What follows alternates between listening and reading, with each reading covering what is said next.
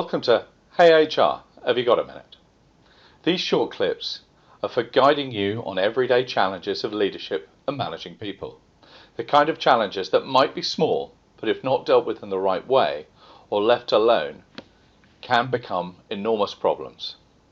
So if you need help in your approach in managing people directly, or perhaps enabling your management team to be more effective in leading the business, then there's something here for you.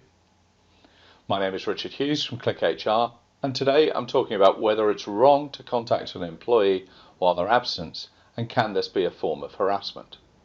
The answer to the first question is no, and the answer to the second is it depends. So there's nothing wrong with contacting an employee while they're absent, and in fact I would encourage it.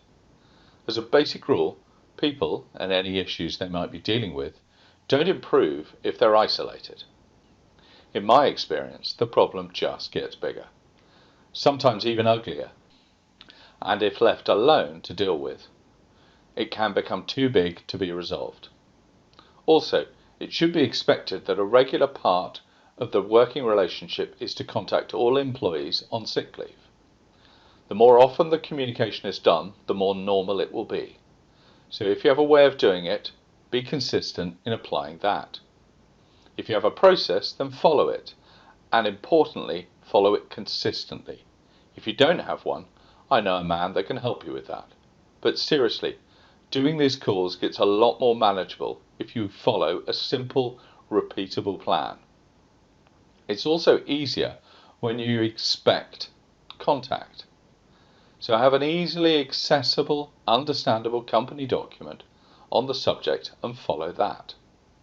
There are a couple of reasons why companies and managers can get into problems and why employees can call foul, saying, "You're harassing me." Firstly, anything done rarely can feel false or even raise suspicions for the employee.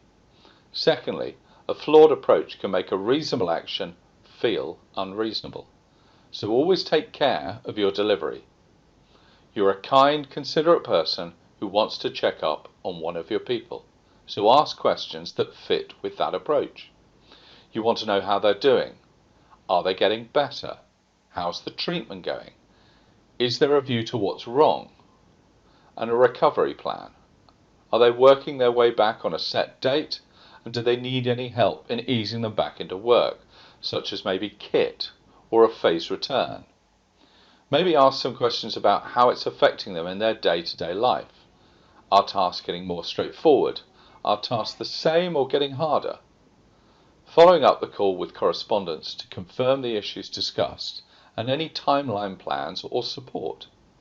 By asking these questions in the right way, you support your employee and support the wider business.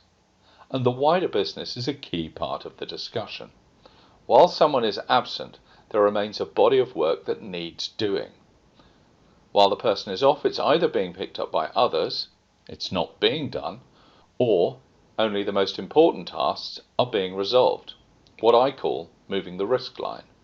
But the current state of affairs is not sustainable and will have to be determined at some point, and it might not be resolved in the employee's favour.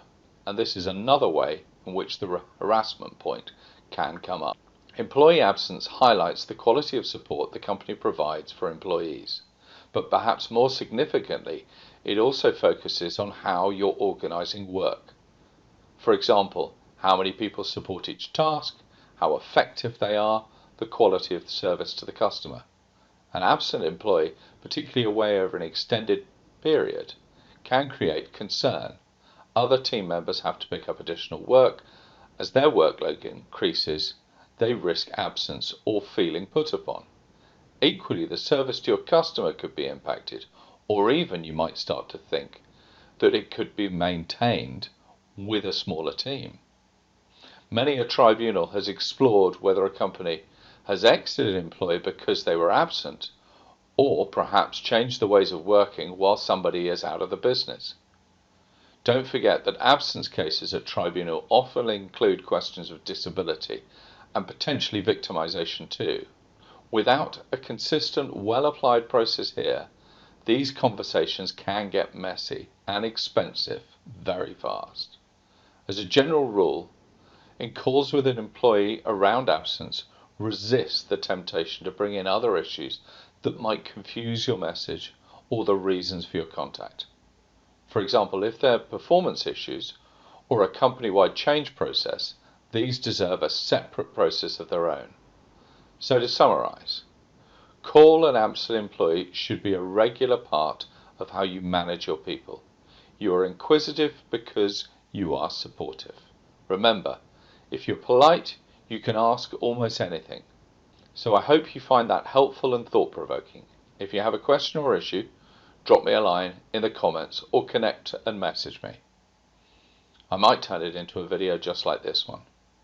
If you're a business with a significant HR question of a confidential nature, you can book a free 30-minute meeting on the Click HR website. Thanks very much. Bye-bye.